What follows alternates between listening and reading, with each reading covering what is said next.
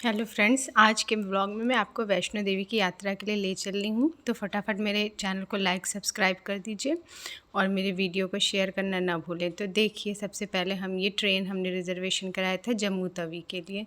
तो ये हमारी ट्रेन थी जम्मू तवी के लिए। अब हम यहाँ पे रात में हम चले थे और सुबह पहुँच गए थे। ये है जम्मू स्टेशन पूरा। जम्मू स्टेशन पे उतरने के बाद हमें कटरा के लिए आगे जाना था। तो वहाँ पे हम एक प्राइवेट वैन को ढूंढ रहे थे जो कि चलती है। तो हमने वहाँ से एक प्राइवेट वैन लिया जो कि 3,000 रुपये उसने किराया लिया और हमें ये अब लेके जा रही है। रास्ते में मैं आपको ये जो है साइट विज़िट करा रही हूँ। साइट सीन देखिए, कितने खूबसूरत खूबसूरत साइट सीन है। बहुत ही ब्यूटीफुल व्यू था वहाँ जम्मू से लेके कटरा तक का। बहुत ही अच्छा व्यू था। मतलब ये यात्रा हमारे लिए बहुत ही ज़्यादा इम्पोर्टेंट थी, बहुत ही अच्छी थी, क्योंकि एक तो जस्ट नवरात्र शुरू होने वाला था और और हमें ये जम्मू की यात्रा माता वैष्णो देवी की यात्रा करनी थी। तो ये साइट का व्यू देखिए सब कितना अच्छा है। काफ़ी कुछ नए डेवलपमेंट हुए हैं। जब लास्ट टाइम हम गए थे तो आई थिंक 2013 में गए थे। तो तब से लेके अभी टिल 2024 में बहुत ज़्यादा डेवलपमेंट हो गए हैं। रोड बन गई हैं नई, मतलब अच्छी रोड बन गई हैं, प्लस टनल वगैरह भी बन गए हैं। तो ये यहाँ पे देखिए, ड्राइवर को पुलिस हमेशा उस रोड जाने के लिए चेक करती है। तो वो उनका कार्ड वगैरह सब देख रही है। चेकिंग वेकिंग हो गई, उसके बाद हम फिर आगे बढ़ते हैं। वो देखिए दूर एक पहाड़ दिख रहा है, माउंटेन, वो जो है उस पर स्नो पड़ी हुई है। तो वो शायद आई थिंक श्रीनगर वाला था। बहुत ही हाई हिल जो है उसकी हिल थी, बहुत ज़्यादा ऊंची चोटी पर का था। तो उस पर जो है स्नो पड़ी हुई थी। तो ये देखिए, बहुत रास्ते का व्यू देखिए कितना प्यारा लग रहा है। सब कुछ कितना अच्छा है। मन देख के खुश हो गया। तो ये वहाँ से जो जम्मू से कटरा तक लाने का जो टाइम है, आई थिंक 2-2.5 घंटे में पहुँचा दिया। ये हमने यहाँ पे बहुत सर्च करके ये होटल लिया। एक्चुअली पहले से हम कुछ प्री प्लान नहीं था, तो बुक कुछ भी नहीं था हमारा, एकदम अचानक से विज़िट बना। तो यहाँ से हमने होटल लिया और इस होटल से देखिए व्यू कितना अच्छा। वो वहाँ देखिए वो माता रानी का भवन दिख रहा है। तो जय माता दी एक बार फिर से बोलते हुए। अब ये देखिए, हमने ये होटल लिया था। होटल काफ़ी अच्छा था, साफ़ सुथरा था, वॉशरूम था और मेन है कि हमारे कटरा में हमने ऐसी जगह लिया था, बीच मार्केट में ही होटल लिया था। तो वहाँ से सब कुछ काफ़ी पास था। आप खाने पीने की आप यही सारी चीज़ें देखते हैं कि हाँ वहाँ पे क्या आपके पास में क्या चीज़ें हैं। तो खाने पीने की चीज़ें सब कुछ पास में थी। अब देखिए, हम लोग अपना फ्रेश व्रेश होकर के अब हम जा रहे हैं कि हाँ थोड़ा बहुत कुछ खा पी लिया जाए। तो हम नहा धो के हमने कपड़े चेंज किए, फिर उसके बाद देखिए खाने। अब ये देखिए, आपको कटरा में कुछ ऐसे शॉप्स का व्यू आपको दिखाते हुए ले चलते हैं कि काफ़ी ये आप जो पहले के गए होंगे वो देखेंगे कि कितने सारे नए डेवलपमेंट हुए हैं। नहीं तो देखिए, ऐसा ही है, थोड़ा सा मुझे जुकाम हो रखा है वैष्णो देवी से आने के बाद। तो प्लीज़ इसको इग्नोर करिएगा। अब ये देखिए, काफ़ी सारी चीज़ें यहाँ पे मिल जाती हैं, सर्दियों के प्लस गर्मियों के भी मिलते हैं। गर्मियों के भी अच्छे अच्छे यहाँ पे सूट ऑप्शंस होते हैं और सर्दियों के तो होते ही हैं। वो फेमस ही बहुत सारी ड्राई फ्रूट्स की शॉप होती हैं और आपको जैसे फ़ोटोज़ क्लिक कराने हैं कश्मीरी उस ड्रेस में, तो इस टाइप की भी शॉप्स होती हैं। प्लस मसाज की भी शॉप्स होती हैं। जिन उतरने के बाद जिनके पैरों में दर्द हो रहा है, सारी चीज़ें आपको मिल जाती हैं। कोई आपको उसमें कोई प्रॉब्लम नहीं होती। थोड़ा बहुत रेट तो वो आप ऐसे किसी भी टूरिस्ट प्लेस पे जाएंगे आप, तो थोड़ा बहुत तो रेट बढ़ा के करते हैं। बट मैं तो वहाँ, मेरी तो ये आदत है कि मैं किसी भी जगह घूमने जाती हूँ तो वहाँ की कोई चीज़ तो लेती ही हूँ मेमोरी के लिए। तो अच्छा था। ये देखिए, अब हम जा रहे हैं ढाबे के अंदर। ढाबे का नाम था जय वैष्णो ढाबा। एक्चुअली वहाँ पे जैसे आप कहीं भी चले जाएं, उज्जैन में चले जाएं, या फिर जैसे कहीं भी धार्मिक प्लेस पे चले जाएं, तो वहाँ पे जो ढाबे होते हैं ये सब वो उसी जगह के नाम पर रहते हैं। जैसे अगर मैं उज्जैन में गई थी तो वहाँ था जय महाकाल ढाबा, इस तरह से ये जय वैष्णो ढाबा करके था। तो यहाँ पर हम जाते हैं। मेन्यू देखिए, सब कुछ रेट जो है सबका रीज़नेबल रेट है सब कुछ। और सब चीज़ें वैसी थी कि यहाँ आपको कहीं भी कुछ सब वेज ऑप्शन रहता है और आप ऑब्वियसली ये चढ़ाई करने जाएंगे और सब कुछ माता रानी का, तो आप वैसे ही चीज़ें लेंगे भी खाने पीने को। तो यहाँ पर हम खाने के लिए, काफ़ी साफ़ सुथरा था, सब कुछ अच्छा था। तो ये सारी चीज़ें यहाँ खाने पीने की मिल जाती हैं। ये फैमिली पूरी गई थी, सारे लोग जो है वो गए थे। तो ये मेरी बेटी है, तो सभी लोग गए थे खाने पीने के लिए। तो हमारे लगभग 15-20 लोग हो गए थे। तो हमने चीज़ें मंगाई, खाई और काफ़ी टेस्टी थी। नॉर्मल खाना चढ़ाई करने से पहले एक बात का ध्यान रखिए, देखिए नॉर्मल सा खाना खाइए, बहुत ज़्यादा तेल घी वाली चीज़ें नहीं खाइए। अब देखिए, अब हमने लंच अपना कर लिया है, तो अब हमें वहाँ पे एक इम्पॉर्टेंट कार्ड होता है, RFID कार्ड। वो बनाने के बाद ही आप वैष्णो देवी की यात्रा शुरू कर सकते हैं। तो RFID कार्ड बनवाने के लिए हम लोग जा रहे हैं, और आपके साथ चाहे जितना भी छोटा बच्चा हो या मतलब बड़े 3 साल से कम वाले बच्चों के लिए नहीं लगता है, बट जैसे अगर आप उससे हैं मतलब उसके बाद के बच्चों के लिए, सबके लिए ये RFID कार्ड होता है, बनता है। ये गवर्नमेंट की तरफ से ही, वहाँ की जम्मू कश्मीर गवर्नमेंट की तरफ से ही बनता है, और ये फ्री होता है। ऐसा नहीं कि इसके लिए आपसे कुछ पैसे लिए जा रहे हो, नहीं, ये बिल्कुल फ्री कार्ड होता है। और एक्चुअली हम लोग तो नवरात्रि में गए थे, तो भीड़ भी कुछ ज़्यादा ही थी, तो लाइन लगाना पड़ा था। लेकिन ये देखिए, मेरे पापा मम्मी हैं, ये जा रहे हैं आगे।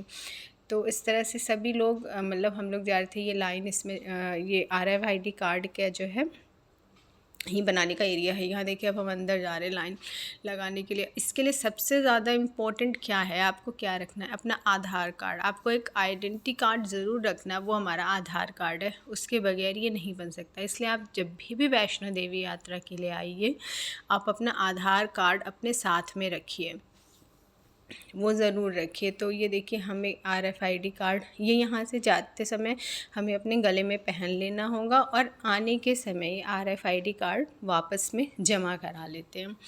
तो ये RFID कार्ड के लिए देखिए, ये भीड़ है, सभी लोग लाइन से जो है वो अपना RFID कार्ड बनवाएंगे।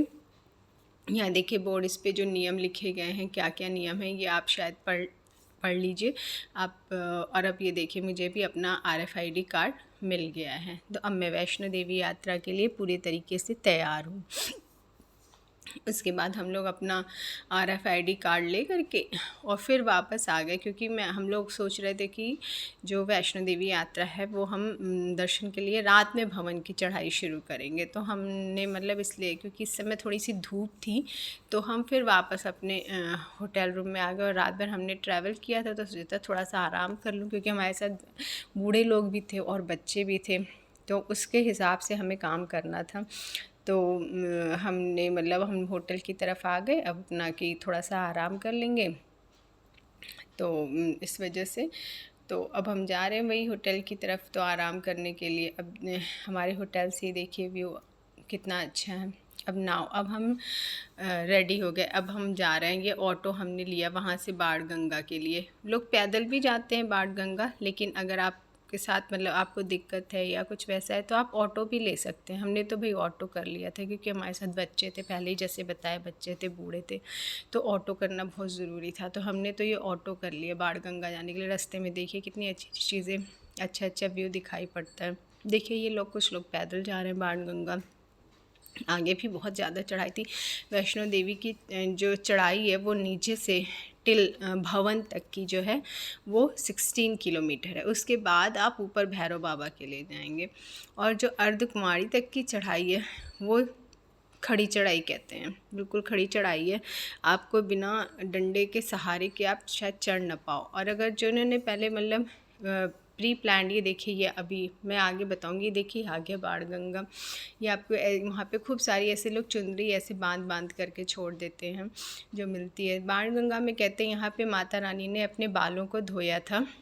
गंगा, वहाँ से गंगा माँ बहती हैं, तो वहाँ पे अब हम उतर गए वहाँ से। बहुत लोग नीचे जाके उतर के नहाते वहाते भी हैं, बट हमने ऐसा कुछ नहीं किया। अब हम सीधे इसमें आगे जो है रास्ता है वहाँ जाने के लिए। एक्चुअली हम लोग वेट कर रहे थे, हमारे और लोग कुछ और ऑटो में बैठे थे, हमने 3 ऑटो की थी, तो वो वेट करते। वो देखिए वो है भवन का रास्ता, उसी के रास्ते अब हम जाएंगे भवन में। हमने अपने लिए एक छड़ी ले ली है, जो कि वहाँ पर 20-20 रुपए की मिलती है। और ये जो हमने माथे पे जय माता दी वाली पट्टी बांधी, वो 10-10 रुपए की मिलती है। तो अब हम ये उस रास्ते पे जा रहे हैं कि अब हम भवन वाले रास्ते में एंट्री वहाँ पर करने के लिए, वहाँ यहाँ पर पुलिस की चेकिंग होती है। तो अच्छी खासी भीड़ थी, देखिए बहुत ज़्यादा भीड़ थी। तो यहाँ पर पुलिस की चेकिंग होती, वो चेकिंग हमने सब करवा ली। अब हम इसमें अंदर आ गए और वेट करने लगे। पीछे जो हमारे और लोग थे, इसमें जैसे जेंट्स और लेडीज़ की लाइन अलग अलग लगती है चेकिंग के लिए, ऑब्वियसली जैसे हर जगह होता है। तो अब हमने वो सब चेकिंग करा ली, एक जगह हम लोग इकट्ठा हो गए ताकि एक साथ हम चढ़ाई स्टार्ट करें। अब देखिए हमारी कोई ये, वही मैं कह रही थी, पहले से प्री प्लान्ड विज़िट नहीं थी, तो हमने कुछ ऐसा बुक नहीं कराया था, वरना आप वहाँ से हेलीकॉप्टर की सेवा ले सकते हैं। हेलीकॉप्टर की जो आपकी सेवा है वो 2100 रुपीज़ की है। आपको हेलीकॉप्टर भवन तक बिल्कुल छोड़ेगा और बहुत अच्छा रीज़नेबल प्राइस है। मैं अब आ गई हूँ चढ़ के, तो मैं बता रही हूँ। और जो यहाँ पर जो पालकी देते हैं, पालकी जो है आपकी 3200 रुपये है, 3200 रुपीज़ प्लस 300 रुपीज़ वो लोग जो है अपने नाश्ते पानी का लेते हैं। तो भाई वो चढ़ाई तो है बहुत ज़्यादा, सीधे यहाँ से डायरेक्ट वो भवन ले जाएंगे। तो मतलब इस चढ़ाई में ये भी सही है भाई बहुत, क्योंकि बूढ़े लोग हैं। ये देखिए रास्ते का व्यू कितना अच्छा लग रहा है। ये सब रास्ते में है, स्टार्टिंग में है। जब हम अर्धकुमारी तक जाते हैं तो ये सब चीज़ें हैं खूब, मतलब आप जोश में रहते हैं स्टार्टिंग में। तो ये फ़ोटो क्लिक कराने का और ये सारी चीज़ें ये वही है, फ़ोटो वगैरह क्लिक कराने के लिए। कश्मीरी ड्रेस में आपको फ़ोटो क्लिक करानी है या कुछ ऐसे। तो वो जो है आपका ये रेट है पालकी का 3100। बच्चों के लिए प्रैम मिलता है नीचे से ऊपर के लिए जाने के लिए। और ये घोड़े वाले टट्टू वाले जो हैं ये हैं, इनका हमने नहीं पूछा क्योंकि हमारे यहाँ कोई घोड़ों पे बैठने नहीं चाह रहा था, सब डरते हैं। तो हमने प्रैम किया था बाद में, अभी स्टार्टिंग में प्रैम नहीं किया था। तो हम लोग धीरे धीरे पैदल ही चल रहे थे। अच्छा, अब यहाँ पे हम एक जगह थोड़ा सा चाय पानी के लिए रुके थे, मतलब थोड़ा चढ़ लिया था हमने। 1 घंटे की चढ़ाई के बाद ये स्टॉपेज आता है, यहाँ पे हम चाय पानी के लिए रुके थे। तो यहाँ पे हमने थोड़ा सा, अच्छा आप जब वैष्णो देवी की चढ़ाई करते हैं तो आप वहाँ पे एक अपने लिए जैकेट शॉल ज़रूर ले जाएं, क्योंकि मैं तो जिस मौसम में, ये 3rd विज़िट था, जिस मौसम में गई हूँ हमेशा वहाँ ठंडी रहती है। आप एक बैग पैक रखें, बहुत ज़्यादा सामान ना रखें, एक बैग पैक रखें, उसमें अपने जैकेट्स रख लें, वो थोड़ी देर में ही निकल जाते हैं। पानी की एक बॉटल एक रखें, उसके बाद आप आगे बॉटल्स मिलती हैं, आप लेते जाएं, कोई दिक्कत नहीं है। बहुत ज़्यादा सामान लेकर के चढ़ाई करना ना शुरू करें स्टार्टिंग में, क्योंकि आपको जोश रहता है। बाद में क्या है कि जोश धीरे धीरे थोड़ा ठंडा पड़ जाता है। तो वही है, क्योंकि बहुत चढ़ना पड़ता है, 16 किलोमीटर कम नहीं है, हम रोज़ इतना नहीं चलते, तो इस वजह से। तो अब ये देखिए ऊपर से नीचे कैसा दिख रहा है, पूरी लाइट्स वगैरह खूब अच्छी दिख रही हैं। तो हमने वही अब ये चढ़ाई कर रहे थे, बीच में रेस्ट कर रहे थे हम लोग, थोड़ी थोड़ी देर का 10-10 मिनट का रेस्ट भी ले रहे थे, ताकि हमारे जो आगे पीछे लोग हो गए वो लोग इकट्ठे हो जाएं। तो इस तरह से हमने चढ़ाई की पूरा चढ़ते चढ़ते। और ये नीचे का हमारा ये कटरा का नज़ारा है, रात में पूरा जगमगाता रहता है कटरा। तो ऐसे कर कर के हमने चढ़ाई की। पानी ज़्यादा पिया था, खाने पीने वाली चीज़ें कम खाई थी। बहुत होगा तो आप फ्रूट्स ले लीजिएगा, ये सारी चीज़ें ले लीजिएगा खाने में, लेकिन कोई भी वैसी चीज़, हैवी चीज़ मत खाइएगा, हल्की फुल्की चीज़ें खाइएगा। रास्ते में वॉशरूम वगैरह भी सारी चीज़ें हैं, बट वही है कि इतने ज़्यादा लोग ट्रैवल करते हैं कि वॉशरूम गंदा ही हो जाता है, गंदा ही मिलता है आपको। ये आप सोचेंगे कि साफ़ सुथरा, तो वैसा नहीं मिलेगा। तो इस हिसाब से ही मैं इसलिए ये बता रही हूँ कि उस हिसाब से ही आप अपना खाना पीना रखें, बहुत ज़्यादा मतलब चीज़ें ना लें खाने पीने की। तो अभी अभी हम ये अर्धकुमारी भी नहीं पहुँचे, हम तब हमने 7:30 पे स्टार्टिंग की थी चढ़ने के लिए। अब ये देखिए यहाँ पे मार्ग आ रहा है, 2 मार्ग है आते हैं, एक हाथ अर्धकुमारी की तरफ जाता है और दूसरा मार्ग है, ये रास्ता भी आपको भवन तक ले जाएगा, और दूसरा हेमकोटी मार्ग है। तो हेमकोटी मार्ग जो है ये नया मार्ग बना है, वो थोड़ा प्लेन है चढ़ाई के लिए। तो हमने हेमकोटी मार्ग ही मतलब डिसाइड किया चलने के लिए, क्योंकि ये थोड़ा सा प्लेन मार्ग है। और हम सब ने अर्धकुमारी घूम लिया था एक बार, और कहते भी हैं कि एक बार ही अर्धकुमारी जाइए। अर्धकुमारी में जो है वो गुफ़ा है, वहाँ माता रानी ने 9 महीने तक अपना समय वहाँ बिताया था। तो लोग अर्धकुमारी जाते, गर्भगृह कहा जाता है, कहते हैं ना कि आप गर्भ में एक ही बार आते, अपने जीवन में बार बार नहीं आते, तो इसलिए एक बार कहते हैं वहाँ पे दर्शन कर लीजिए। और उसके बाद फिर करने की वैसे ज़रूरत नहीं है, जिसकी श्रद्धा हो बार बार भी करें, लेकिन वहाँ पे आपको कम से कम 6-7 घंटे तो और फिर वेटिंग करना पड़ता। तो हम ये जो है अब जा रहे हैं, हमने अब ये अर्धकुमारी की से अब ये आगे अब भवन के लिए जा रहे हैं। तो अब ये जब भवन पहुंचने वाले होते हैं तो मतलब बहुत अच्छा प्यारा सा सजा हुआ दिखता है जाली से, तो थोड़ा सा तसल्ली आती कि अब हम ये देखिए ये है कि हम ये पहुंचने वाले हैं भवन। लेकिन अभी भी बहुत आगे लंबा चलना रहता है भवन के लिए। जय माता दी। आप एक बार चल के आएंगे, हो के आएंगे, तो आपको लगेगा कि अब थक गए, अब अभी नहीं। लेकिन जब नीचे आप आएंगे तो फिर अब हम देखिए ये दर्शन कर लिए, वहाँ पे सारी चीज़ें जमा हो जाती हैं, मतलब आप भवन पहुँचने से पहले ही सारी चीज़ें जमा हो जाती हैं। ये था जहाँ से हमने जैसे वो प्रसाद वगैरह सब सारी चीज़ें ली थी, तो ये लेने के लिए हम यहाँ बैठे हुए हैं। तो जो है सब चीज़ें जमा हो जाती हैं और क्या कहते हैं कि बन जाता है। और वहाँ पे लॉकर बने हुए हैं, तो उन सब जगह जमा कर दीजिए। ये देखिए हमने कुछ फ़ोटोज़ क्लिक कराई अपनी, ये हमारी यात्रा की जो मेमोरी है। तो वहाँ से भैरव बाबा हम नहीं गए क्योंकि सब बहुत ज़्यादा थक गए थे, और वो और आगे खड़ी चढ़ाई है भैरव बाबा की। देखिए 3 करोड़ फूलों से माता रानी का दरबार सजा था नवरात्र में। तो इसलिए हम वहाँ से वापस आ गए थे। तो मतलब पूरी यात्रा काफ़ी अच्छी रही, सुखद रही। थोड़ा सा बूढ़े लोगों को परेशानी हुई, तो खैर उनके लिए पालकी सेवा है। नीचे आने के बाद हमने वो फुट मसाज वाला कराया, वो 100 रुपीज़ है, पूरा बॉडी मसाज करते हो, काफ़ी अच्छा है, तो आप वो करा लीजिए। और अगर आपको ये मेरा ब्लॉग अच्छा लगा तो थैंक यू तो फॉर वॉचिंग, और मेरे ब्लॉग को शेयर करना, लाइक करना, सब्सक्राइब करना मत भूलिएगा। ये देखिए कुछ और मेरी क्लिप थी जो मैं बीच में ऐड करना भूल गई थी, वो मैंने इसमें ऐड कर दिया है बाद में। तो अगर मेरी इस ब्लॉग से आपको थोड़ा भी मतलब फ़ायदा लगा, वैसे ये ब्लॉग पूरा यही है, माता देवी की यात्रा जो पूरी यही है कि एक आपका RFID कार्ड बनता है, उसके लिए आप आधार कार्ड ज़रूर ले जाएं।